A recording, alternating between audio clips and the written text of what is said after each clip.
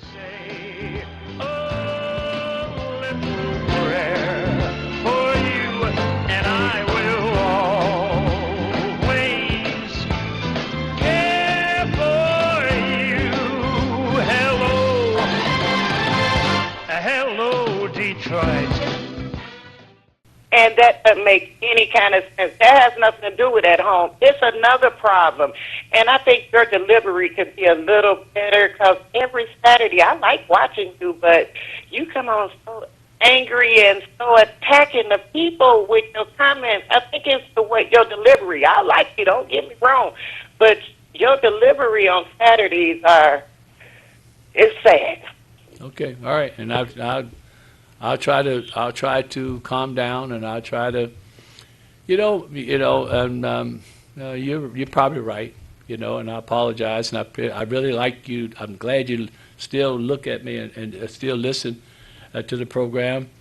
Let me just say this to you, and because I think you're probably right. But my sisters and brothers, I'm 74 years old. I come from West Virginia, Tennessee.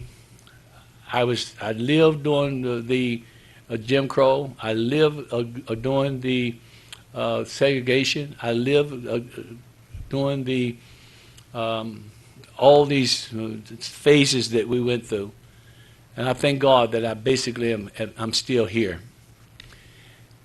I think. My edit, I was with Dr. King for the last 3 years. I wasn't that involved, but I was with him, and Jesse Jackson got me involved in that relationship. I have a good relationship with the leadership like I like to thank the NAACP. I like to thank the national. I got a good relationship with Al Sharpton. I had Jesse Jackson and Giles Sharpton as a guest in my home. I spent hours with Farrakhan, Minister Farrakhan. I'm very blessed to have all these relationships. And my sisters and brothers to me just say, I'm the one that's on the air, and I'm the one that's talking. And am I frustrated? Yes. Perhaps part of my frustration is that I would like to see something happen in my lifetime. I see that for the most part, that many of us, we just regurgitation, we basically going things over and over again, and nothing has happened. Dr. King has been killed over 50 years, his assassination. And in these 50 years, for the most part, you may not want to hear this, and you may disagree with me, but for the most part, nothing has changed. Very little has changed. The struggle that we went through 50 years ago and that he was fighting with this dream of his, for all of us, is still here. You may feel like my passion is angry and those kind of things. But you, perhaps much of because of I got more years behind me than I got in front of me. Maybe it's the urgency of the moment. Maybe it's because I feel like I want to see something done in my lifetime, and God has blessed me, and probably I should just go away, and just go away. And just go away, and let somebody else do all this fussing that I'm doing and agitating that I'm doing. But I'm just saying to you, saying all of that, not to solicit anything other than the fact that my passion is because of the fact I see so much that's going on in this community that we can help ourselves. I purposely the other day, I had a job fair on one side of the street, and I gave away over 440 meals on the other side of the street. The truck came up, and basically I told the people, that gave them the food, but I also said to them that across the street there are 52 vendors there, and some of them are hiring. These are jobs and so forth. Out of the 430 people, 35 people that we gave food to, 3 of them went across the street to look for a job. I'm just saying that's what happened. I'm not suggesting anything other than that I view that myself. That I view that I got jobs across the street, and I'm giving away food on this side. And I asked the people that I was giving the food to if they could go and just see if it's a possibility.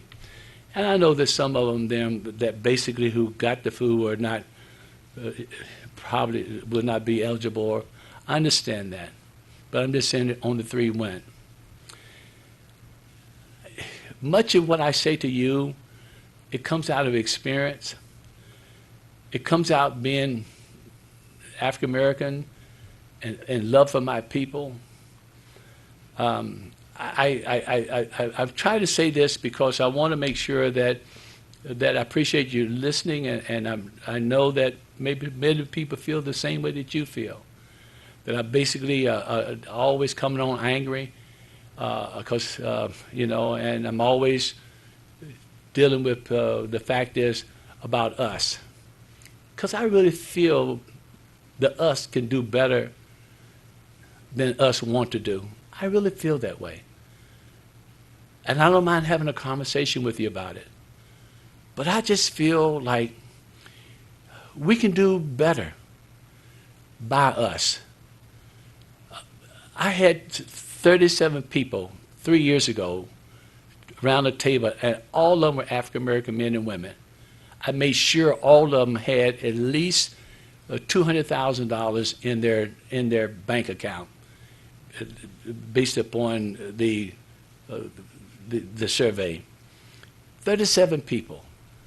I asked them, let's pull our resources together. I had from 200, and one guy had over 5 million in his account. And I asked them in Detroit, these are Detroiters, if we could come together and just buy one building, just one building, and that part of that building that we identified for them would be a building for office, and the other was for a restaurant and bar, and that the person that did the presentation showed them how they can make money year after year, and the value of this building would be in 5 years. We were there for 2.5 hours. I fed them lunch, just trying to see how can we work together. And my sisters and brothers, my frustration was when I walked out of there, nothing happened. Nothing happened. Preachers, businessmen, businesswomen, all kinds of people that basically, people had owned 18 McDonald's. I'm just saying to you, my frustration is because I just feel like we could do so much for ourselves, that we don't have to have white folks to do everything.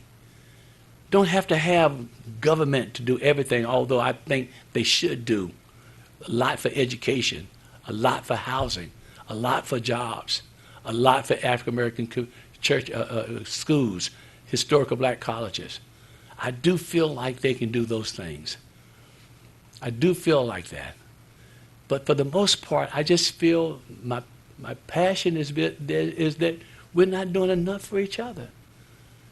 You know, we'll get very upset about a police officer killing someone, and we should, no doubt about it, and get even more upset when they get acquitted for the killing that they did.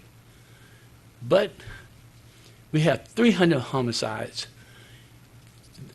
8,000 in the last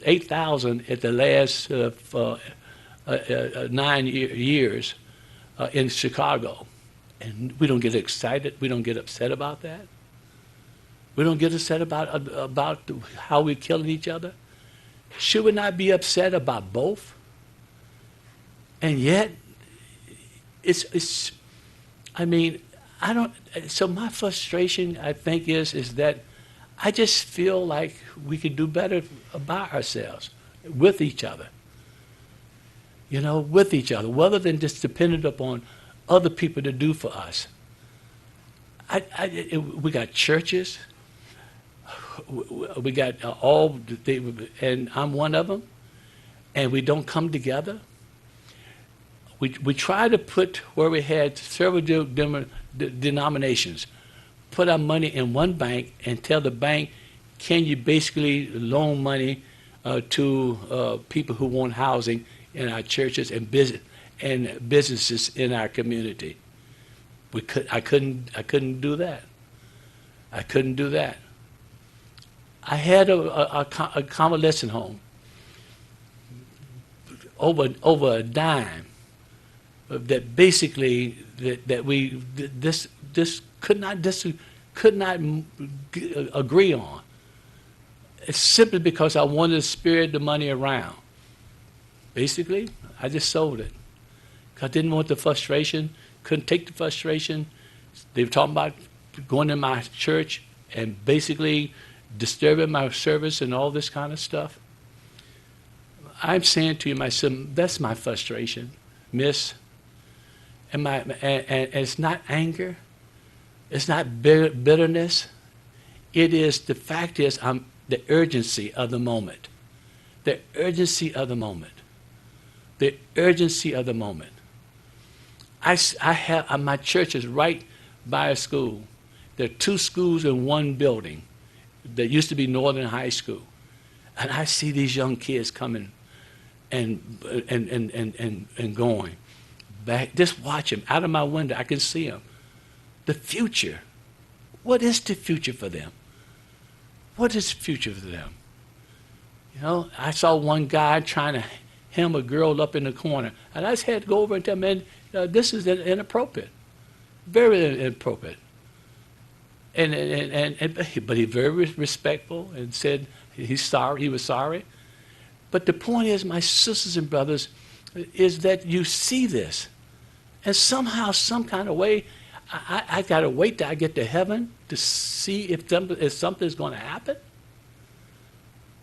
And so my frustration, miss, is the urgency of the moment. Is that we got to do more. And so I'm not blaming us. I'm just saying those of us who God has given more, can we give back? I'm just asking for those of us who God has given more, can we, as African Americans, God has given more, can we give back? Can we go and sit down with the superintendent and see what can we do to get these numbers up? Can we sit down with the city council and say to the city council and the mayor, what can we do to get out of this poverty situation? How can we do this? When you got 43% that has illiterate, don't they have a right to eat? Don't they have a right to live? Don't they have a right to work? Even though they may not do robotics and they may not do high tech, but there are things that they can do. You know, there are things that they can do. So I'm just saying to you, miss, and to those of you who feel like her, you know, and perhaps, and my frustration, I just feel like probably I need to just, like I said, just get off the air and just go, because I don't want to frustrate you. I don't want to get you, you know, I don't want to be in your way. I really don't. But I just feel like that somehow, some kind of way, I'm your enemy. I give you truth. I speak truth to you, and then I'm your enemy because I speak truth. I give you these figures, and so if you don't want social workers, then that's fine. Just find some other way to do it. But at least let's talk about it, because I'm telling you, we need to make sure that the children are in position to learn when they come to school. And I really feel like that before they get to school, they're not in position to learn. That's my feeling. That's my feeling. Well, Reverend, if it's their home and the mama got responsibility of their own children, how you going? Because I'm saying to you is that we got to make sure these young people are indeed in position to learn. Do they have lights? And perhaps they don't have lights because there's no income coming in. It's not a problem with the mother or the parent. It's just the way things happen. My light bill was, I couldn't believe it. My heat bill, But I'm just saying to you but if other people have and they can't afford it. Water, to food. Many of our kids come to school that's hungry. Should we have a 45 minutes before school start to feed them cereal and fruit or something like that before school start? Would that help? I'll leave you alone. I only take this time out because I get frustrated because when I'm misunderstood. When I'm frustrated because I love being a minister, and I love God, and I love God's people, and I certainly love African Americans. And so my experience of being an African American for a long, long time is the fact that for the most part, I just feel like we can do more for ourselves while we are asking others to do for us. We can do more for ourselves. With $1.9 trillion, that's more than Canada, that's more than many other countries. And if we were a country, we'd probably be the 9th or the 10th largest country in the world. Just African Americans, based upon our disposable income. And my sisters and brothers, and yet, this is where we are. This is where we are. Detroit's poverty gets worse. Detroit's poverty gets worse. The education situation is worse. The housing situation is getting worse.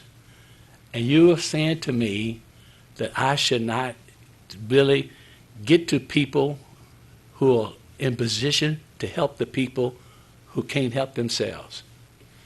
Caller, thank you for your patience. How are you? Please don't hang up on me. I do understand your position, but you need to understand that the covert operation that has caused poverty, food dismantling, water poisoning, you have to understand the roots to the position and the condition that the people are in.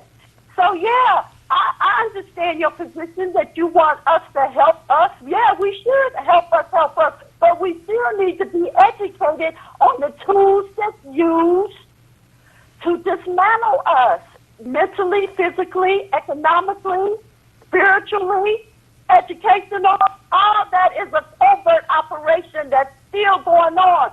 Why do you think they tore down Tulsa, Oklahoma? They want to keep us in the same place, going backwards. Why doesn't they have money for prison and not for school? Because they want you to be disciplined to obey, not a critical, self-determined, independent thinker. They want you to be enslaved because it's building their empires. So no, you're not going to get help from other people because they're using us to help their empires while they destroy everything that we have inside of us. Thank you for taking my call. Call you and thank you for waiting. How are you this morning? Thank you, Dr. Holley. Yes. I want you to know inspired and realize that you have emotion and you are a citizen and you are citizen at a mountain, but if you set it at the right point, the mountain will look up. So the lady caller is asking about your question. And I agree with her in that. But I also agree with you And we do have to help ourselves. We are all that we have. Right. We do not live in a ghetto. The ghetto lives within you. And you can change your mentality like this. All right. Thank you so much, and thank you for the call. Call you're next. Sorry this morning. Good morning. Good morning, Rev Holley. Yeah, quickly, please. Thank you for being serious about that. But let's understand that managed to change the curriculum in the school. That we were doing bad before the Virginia got there, so they put them on a first schedule to try to make them learn right away, and didn't work because crammed too much too fast, and it didn't work because he changed the curriculum. Now we have the result of this. Bottom line is, we have to bring out songs to try to organize our people. If we don't organize people with too many little Indians that need to do a big job that's going against each other, we have got to try to form some kind of organization for black people. We need it bad. You're trying your best, but you a little trying to matter, and we need to try to get a form together that we can try to form an organization, because we are in a dire situation, and you see it. But most of the people thinking everybody is blamed instead of trying to work for the solution. We have got to form together, because little Indians cannot get the mass together. We got to get together. Keep trying. All right, thank you so much, and thank you for the call. Caller, thank you for your patience. How are you this morning? Good morning. Hello? Yes. Oh, I didn't know it was me. Yeah, I just wanted to say that I agree with a lot of things, but I am white, and I was born dirt poor, and I'll die dirt poor. And it wasn't because my family didn't work, didn't try to help people, but it's just the way it is in this city. That's all there is to it. You can't fix that. I've gone to lots of meetings. You walk out the door, like he said, you walk out the door and nothing happens. And I'm sorry, but that's the way it's going to be around here, because they want us all out of this city, and they only want a certain income group here. And that's the way it's going to be. Gotcha. Thank you. Yes, ma'am, and thank you for the call. Caller, thank you for your patience. How are you this morning? Good morning. Caller? Caller, you're on the air. How are you? Rebecca. Hello. Yes. You're on the air. Yes, I thank you for accepting my call. I agree with you. I appreciate you. Yeah, please don't get frustrated. You're just the voice crying in the wilderness. The phone will connect better. I appreciate you. This is my first time seeing. I love you. I'm for quite well. I'm thankful for the work you're doing. So don't get frustrated. People don't understand. We have to pray for them. Amen. Give them, for they're not just saying they're doing. So I appreciate you. Have a night. And thank you for the call. Caller, thank you for your patience. How are you this morning? Caller, thank you for your patience. How are you this morning? Yes, how are you? Yes, how are you? You're on the air. You're on the air. Caller, you in touch. How are you this morning? I'm fine. How are you? Just fine. Thank you for calling. Dr. Holley, I was just calling to give encouragement. You know, not everyone thinks that you're angry. You know, some people just don't get it. You know, but don't get frustrated. There's a lot of us out here that support you and don't feel like you're attacking us. You're just telling the truth. You know, because a lot of the things that's going on with us, we do have to take a look at ourselves.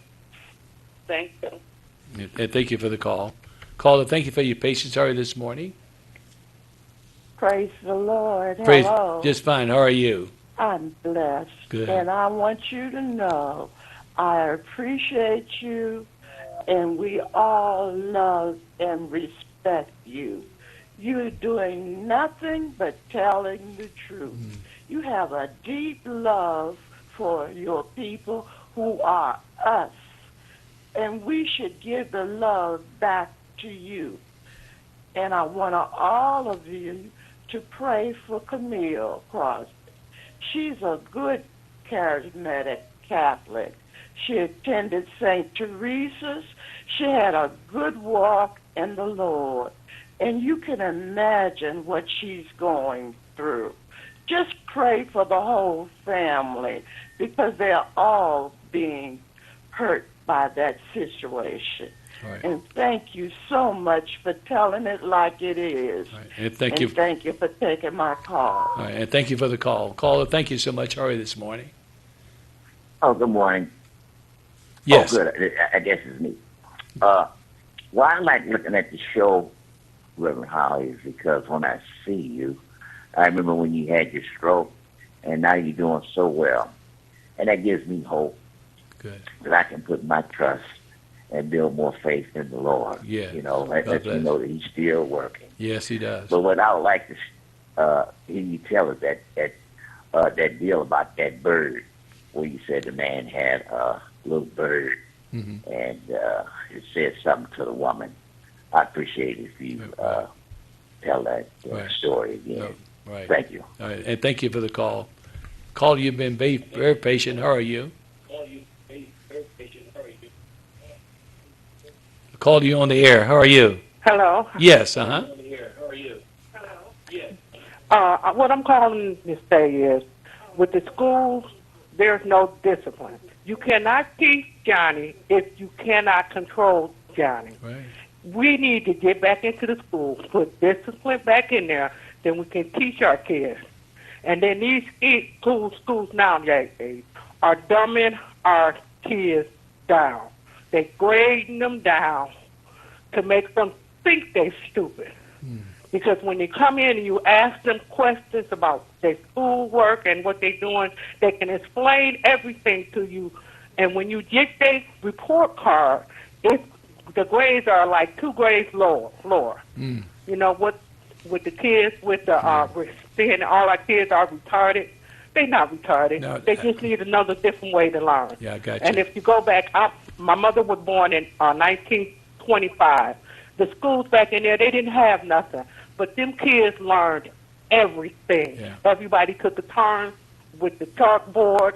We took a little of nothing and made everything with it. Yeah. We need to go back that there. All right. Thank Take you. care of our own. Thank you so much. Right. And thank you. Thank you. No, thank you. I got lines are still full. I just need to take a break, Junior, and play a couple of commercials.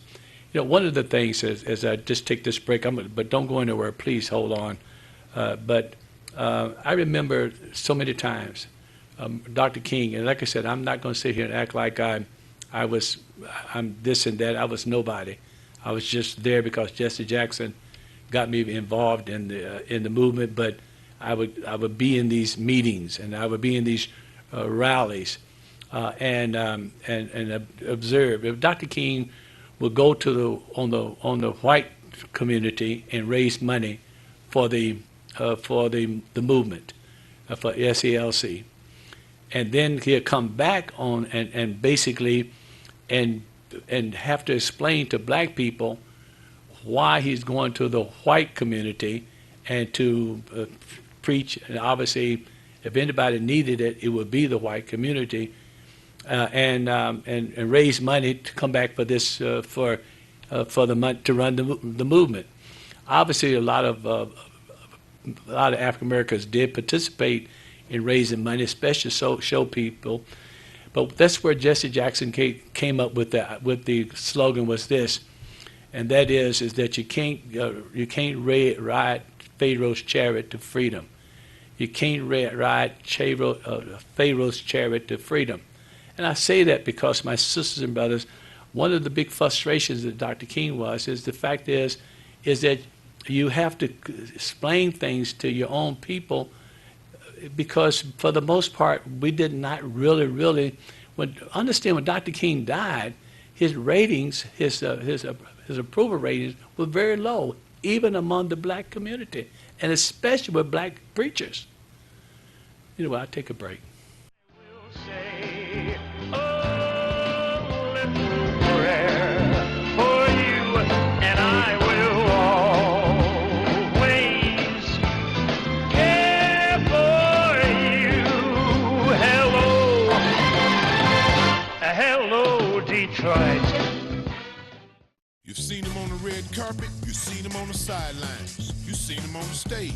The hottest looks in urban fashion from the biggest name in urban fashion, Van Dykes. Now pick out 3, pay for 1. 3 suits for 1. Van Dykes, 10 Mile and Southfield Road. You've seen him at the clubs, you've seen him in the boardroom, you've seen him on the pulpit. Now get them at Van Dykes. 3 suits for 1. Suits for the workplace, for the club scene, to be seen in. Pick out 3, pay for 1. Van Dykes, 10 Mile and Southfield Road.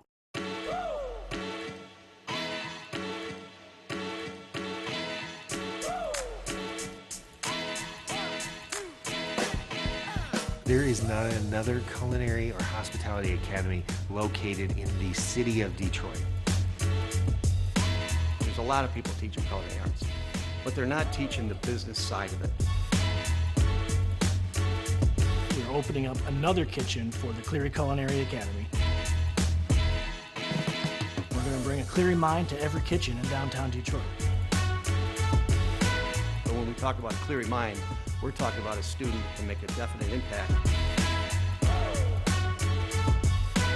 We want to be a part of all the wonderful food establishments, restaurants, and the food scene in general in downtown Detroit.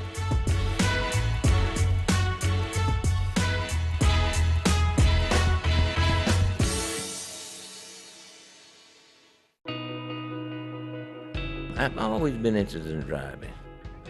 When I was in the service, I drove a stick shift truck. After being retired, I got tired of sitting around. It's time for me to get back maneuvering something on the road. I'm back in school again, and I seen the sign out there, said truck CDL. I'm in school trying to get me an associate degree. One reason I quit school years ago, I'm slow learning. But once I learn things, I can pick it up, but I can pick more so up on hands-on. The technology is different for me. It's the difference between driving a straight back truck or a stick shift car. And the semi-truck amazes me. This is a program that advances knowledge. I'm determined to get an education, get you a skill and a trade.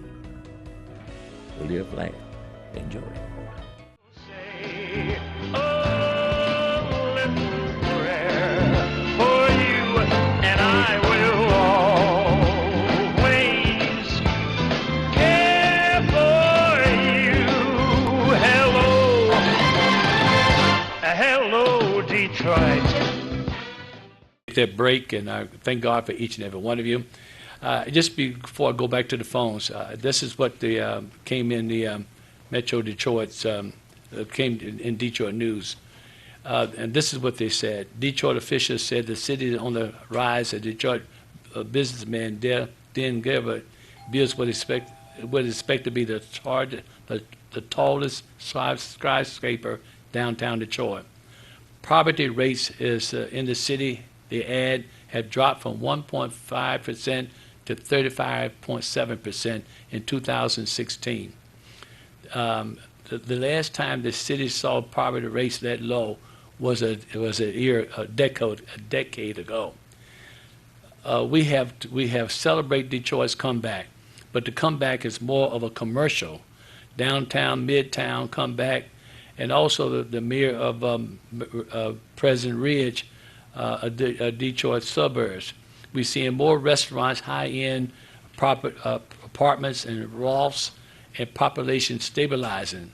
But the point is that Detroit has the highest rate of any major city in the country in terms of poverty.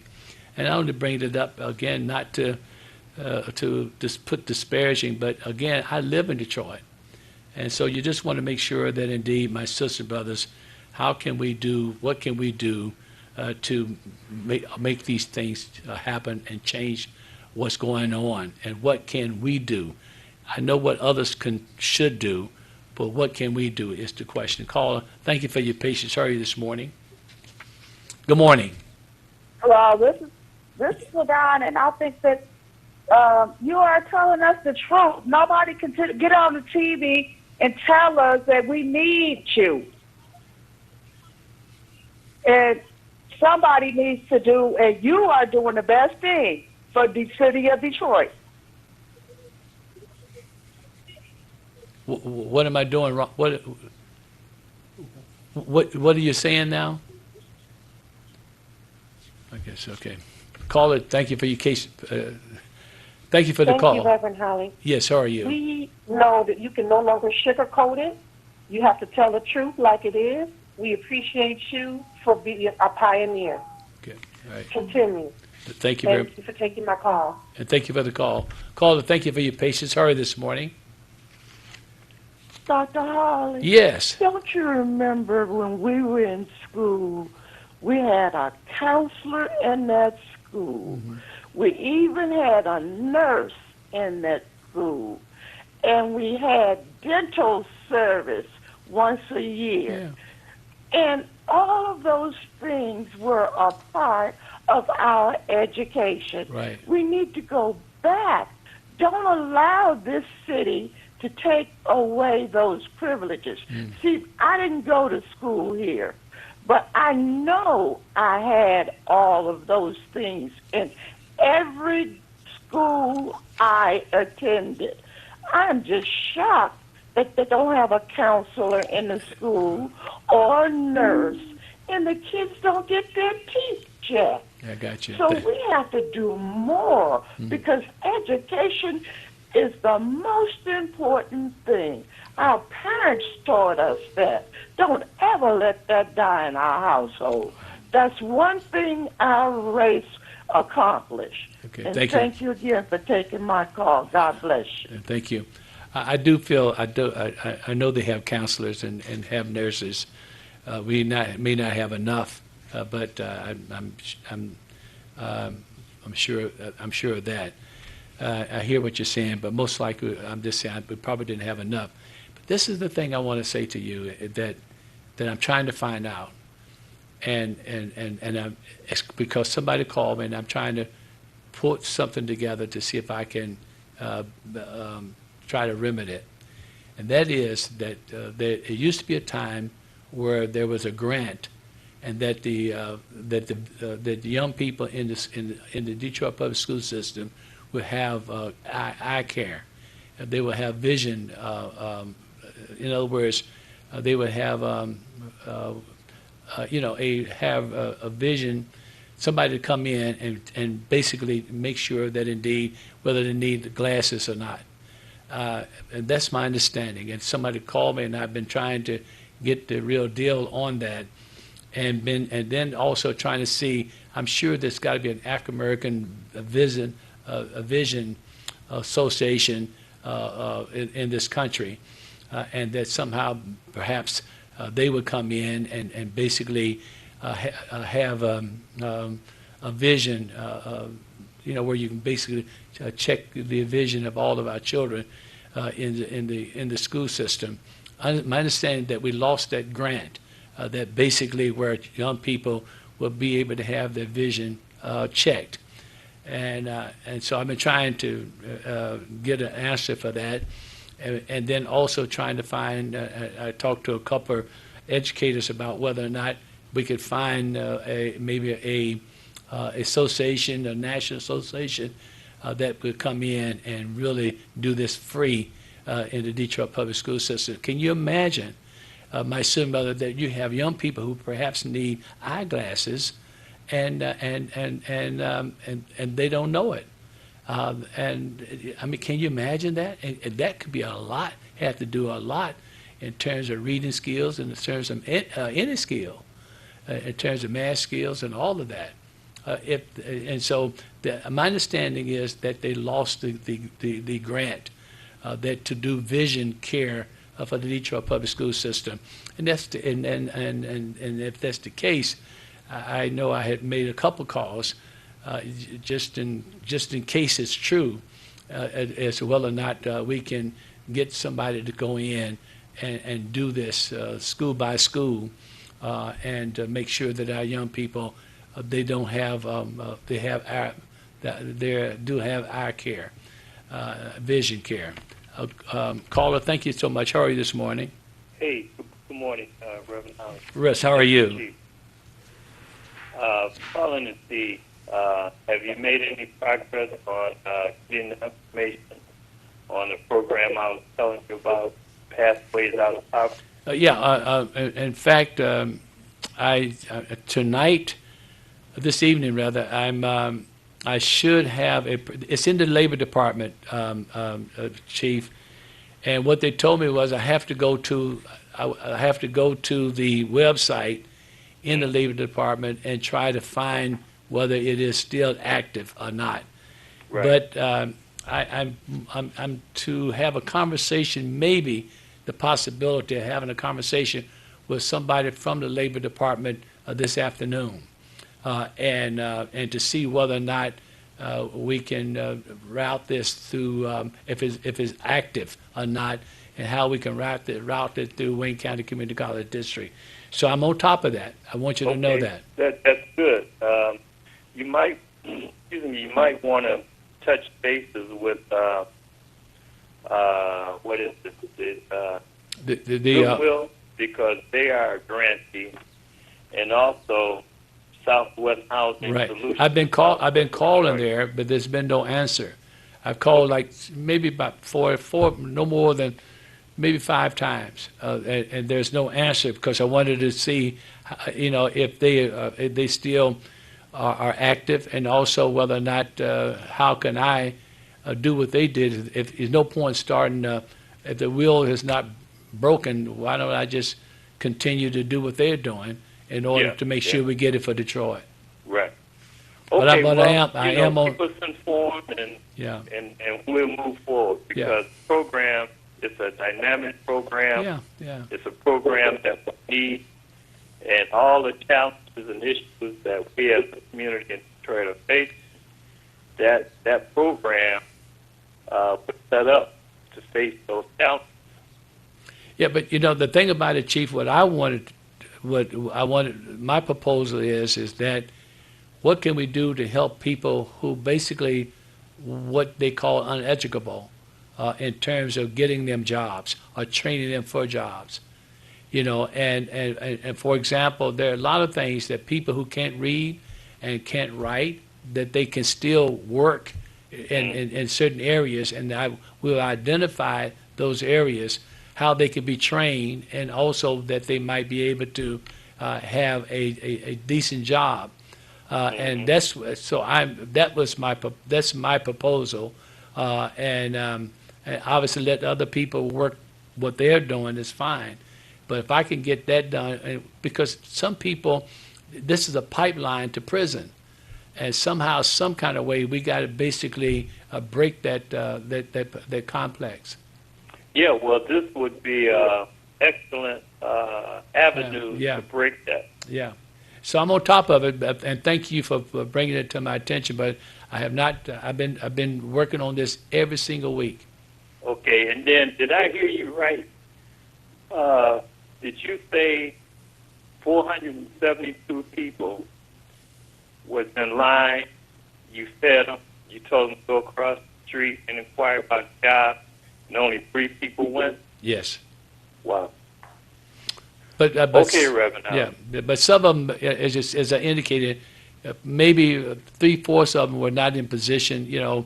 In terms of, I can tell by the way they're. You could the observation, but I felt like that it should be more than 3 anyway, out of 400. Yeah. Out of 400.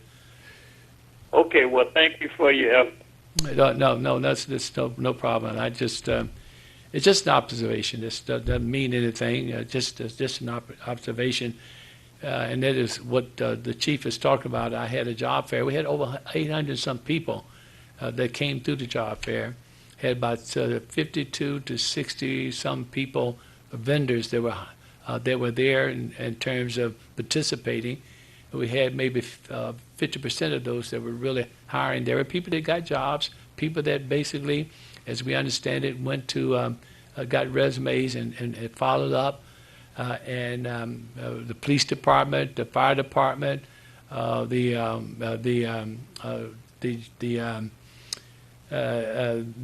drivers, truck driving, the people that were there for truck driving.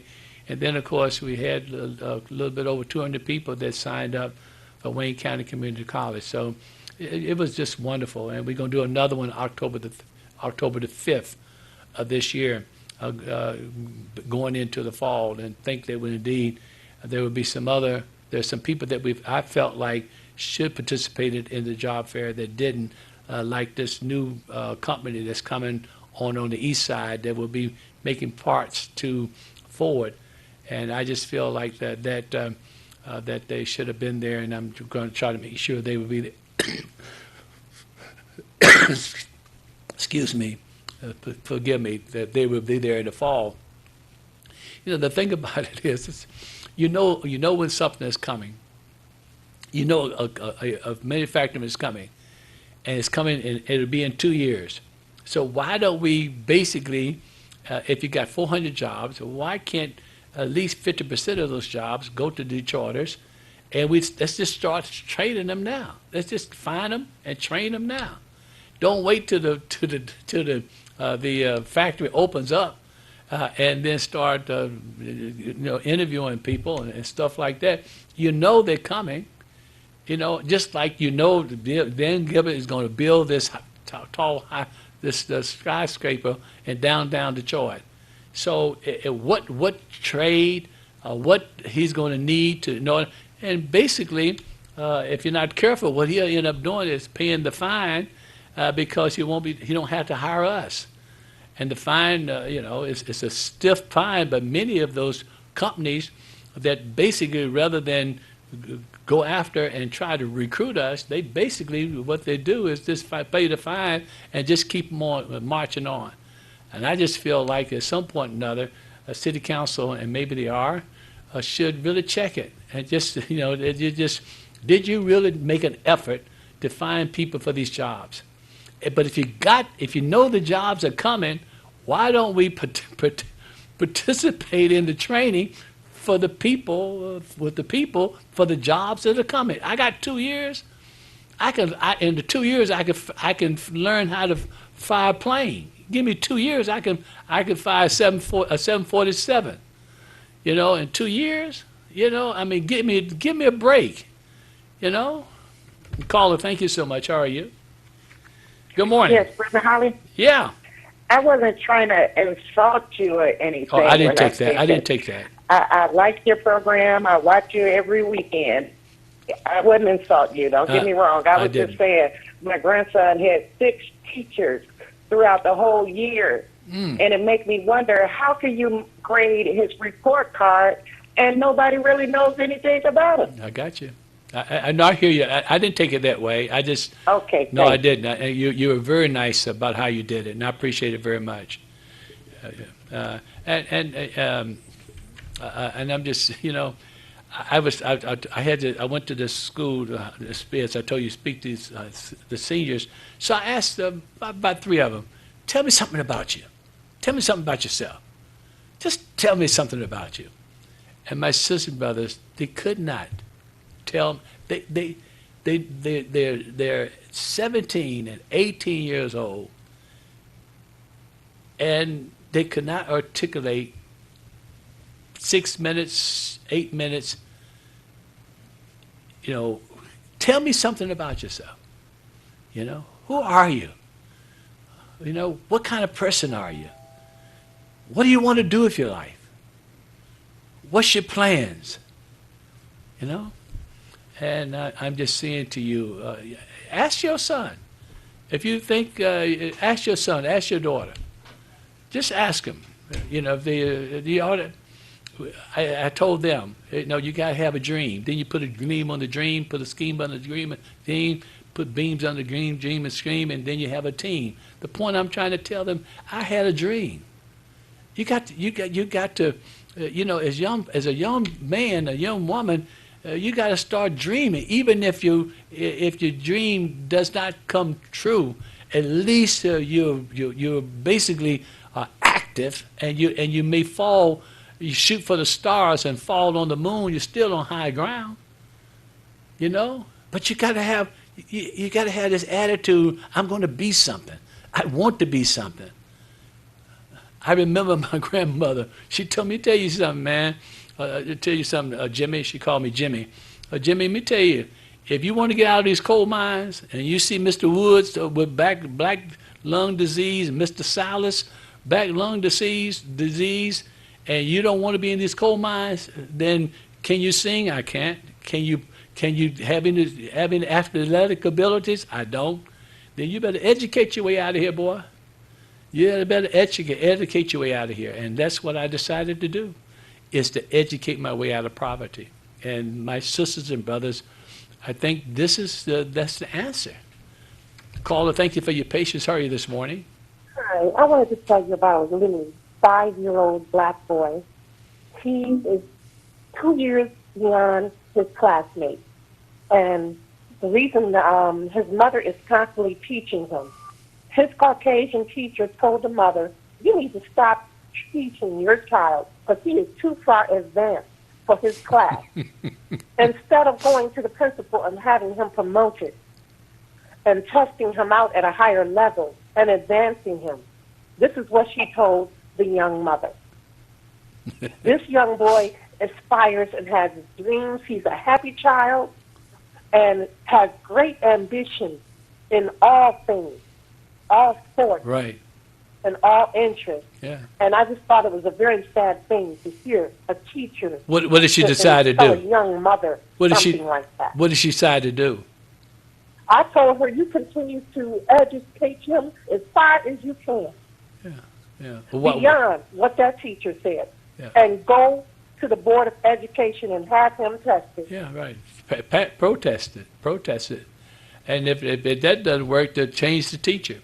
Change the room. If 5 years, change the other another teacher that does the same thing. I hear you loud and clear. Thank you for the call. Caller, thank you for your patience. How are you this morning? I'm doing pretty good. When it comes to the problem in the black community, we haven't got one thing together, and I start looking at it. When we came out as a people, when we came out of direct slavery, we went into sharecropping, semi-slavery. We suffered, as a people, we suffered Jim Crow laws, and we also terrorism from the Klansmen. But on the other hand, there was the individual, Jack Johnson. He became the heavyweight champion, and he had a white girl. That was, the masses couldn't do that. He went to Paris and everything else, and he made money and made some money. And you had Joe Louis on the hand. You had all those individuals were successful. We took Carter's thing and said that was black history. That's not. It's individual history. But King came along and says we are a people that's oppressed as a people. No matter what an individual excels, that's individual history. That's not the group. It's called the group still suffered under the policy of Jim Crow and stuff like that. When you look at it, right now, they're moving blacks out of the city to the suburban enclave. And you had a black president, the highest political office in the country. He excelled, but it did not affect the policies that oppressed the masses of black people. I'm running out of time. Individuals excelling don't have anything to do with the policies that they put on the black masses. Until we, as King says, fight it as a group, education as an individual will not do it, and also job training as an individual for a few will not do it when you got over 80% of the youth in Detroit don't have a job. Okay, thank you, my So- friend. I'm sorry, Ty. Please forgive me, but I'm out of time, and I know you. I know, and just pick it up next Saturday if you would, please. But I have to get out of here and make room for Attorney Keller. But I thank you so much. I thank you so much. I thank you. You give me a lot to think about every time I walk out of here, and I'm grateful. Thank you so much. And Attorney Barry Kettle is coming up next. will say